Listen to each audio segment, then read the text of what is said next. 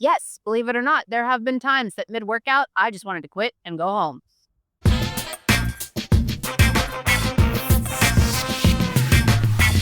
What's up, you guys? Famous Asha Grant here. Welcome to More Movement, Please, the podcast where I hope to inspire you to move your body more.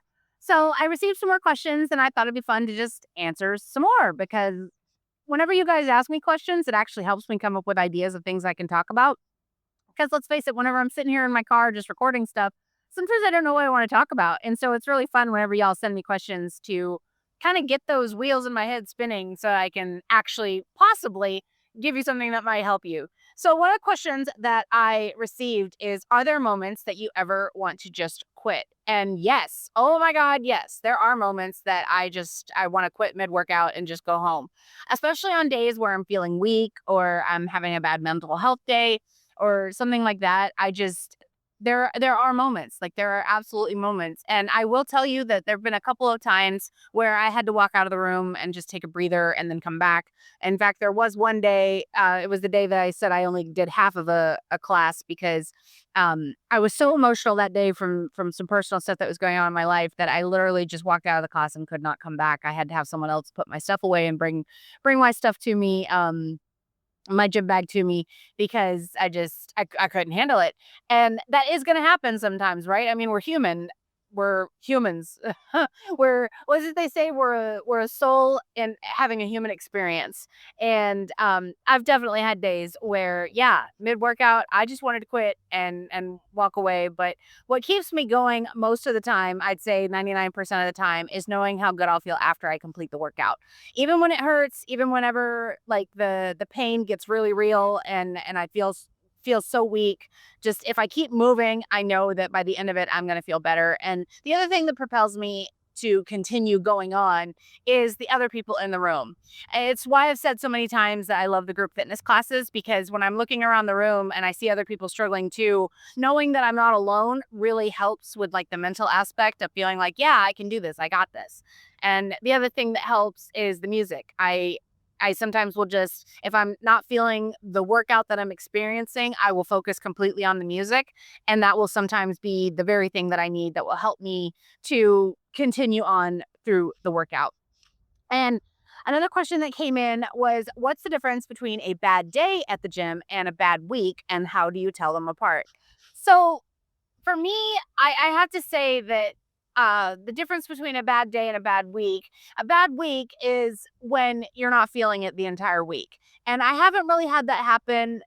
I can honestly say that the only time that I feel like I had a bad week was whenever I couldn't get to the gym. Those 11 days where I wasn't going to the gym and I was on my own trying to do the workouts, those really sucked. I hated it so much. I could not stand the fact that I couldn't be with my gym buddies working out. And so that's really the only time that I can feel like I had a bad week. I know that there have been some times where like I wasn't feeling well, or like if I had a cold or something to that effect. I mean, those, I guess you could consider those bad weeks, but I still went to the gym every day and I still put in the work. And so whenever I was still just going, it didn't become an entire bad week. But a bad day, I mean, those can happen anytime. Maybe you didn't eat something that sat right with you, or maybe you didn't get good sleep last night, or maybe you're menstrual, or maybe you have a headache or something. Those can be bad days. But for me, it feels like if I just keep going and keep getting through the workout, then I can turn a bad day at least into a little bit of a better day. I'm not going to sit here and sugarcoat things and tell you that, oh, if you just work out, you're just going to have a beautiful, wonderful day. No, sometimes whenever you get out of the gym, you still have to face life, right? You still have to face whatever it was that put you in a bad mood in the first place, but you will feel better and you'll have better mental clarity to be able to handle whatever it was that life threw at you that day. And I think we have time for one more question. At the risk of making this episode too terribly long, I'll just answer one more question that came in. And that is, what's the moment you realized fitness had become a part of your identity and not something that you were just trying? So this is a tough one for me to answer because sometimes I still feel like a girl that's playing, fitness Barbie. Uh, Only because I'm not as strong as I want to be yet, and I'm not quite where I want to be fitness goals wise. But I think that my best answer to this was when I hit the 100 days. Whenever I hit that 100 days, it felt like at that point it was truly a habit. It was truly ingrained in me, and it was truly the time that I could feel the days where I didn't go as hard. I could feel the days where I didn't work out as much as I wanted to. And it's when I started craving going to the gym, I'd say within a good 2 weeks. Like when I first got started getting serious, July 14th, that first week, I was loving it. But by week two, I was craving it. And then by week three, it was like I couldn't get enough. But I didn't really truly feel like fitness was my identity at this point until about day 100. It was about that time that, I was 3 months in and I was really feeling like my favorite place to be was the gym. It was starting to become that thing where I knew people were either expecting me to be there because, where I was doing all those accountability posts on Instagram, anytime that I would not post or if I posted late, I'd get a DM like, "Hey, where are you? Did you work out today?" And that really kind of struck a chord in me and made me want to go that much harder. And so, yeah, I definitely would say about day 100 is when I really felt like fitness is my identity. Fitness is my thing. It is the thing that I am obsessed with now. And, it's been more than 200 days at this point, and I cannot honestly imagine life without working out at this point. I I mean, I know that who I'm working out with right now, I won't be able to work out with them forever, only because they've made it clear that, there's gonna come a point where they're gonna have to either retire or slow down or whatever. But I cannot imagine a single day where I don't move ever again.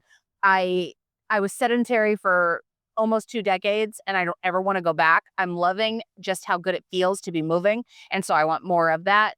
And so no matter what happens, I don't see any time in my life ever again where I'm not including movement in my week. And so, yeah, fitness is part of my identity now. It is one of the things I do. And I'm so freaking grateful for it. I'm in love with the fact that I can move my body and I get excited seeing how far I can push myself, seeing how hard I can go. And I said earlier in this episode, yeah, there are days that I want to quit. There are days that I just don't feel it. But at the end of the day, it's it's better to be moving than not. It's better to be going to the gym than not. And I love the people that I get to work out with. I love being around other people, working out with them. So my hope is that even if I'm not working out with the exact same people that I'm working out with right now, that I'm always working out with other people because it's my favorite thing to do. Group fitness is my favorite thing to do. My second favorite thing is traveling and walking. So, I mean, I do foresee a lot more of that coming up in my very near future. But yeah, that's the answers to the 3 questions that I received. And if you guys want to send me more questions, hit me up on Facebook. You can find me at Famous Ashley Grant. Feel free to DM me any of your questions or add a comment to any of my posts and I'll add them to the queue. I would love to just keep answering y'all's questions because like I said, when I'm sitting here and trying to figure out what I'm going to talk about, sometimes I don't know exactly what's going to resonate with people or what people are going to want to hear. So I love when you guys send me questions. If you want to leave me a voice note and ask the question, I'd love to have that too. So if you go to famousashleygrant.com/fitness, there's 2 options there. If you're a fitness pro or in the fitness industry, you can drop me a voice note, offer your tips or questions or whatever you want. And if you're a listener that is not necessarily a fitness pro or in the industry, but you just want to talk to me or share something about your journey or ask a question, I would love, love, love if you would drop me a voice note because I love hearing from you guys. I love the questions that you guys submit. And I've said a couple times now, I really want this to be a movement of movement. I want this to be a community. And I love just being able to engage with y'all. So thank you so much for listening. Thank you so much for everybody who sends in questions, who sends in comments, who sends in voice notes. I just appreciate the heck out of y'all. Onwards and upwards, my friends. Have you worked out today?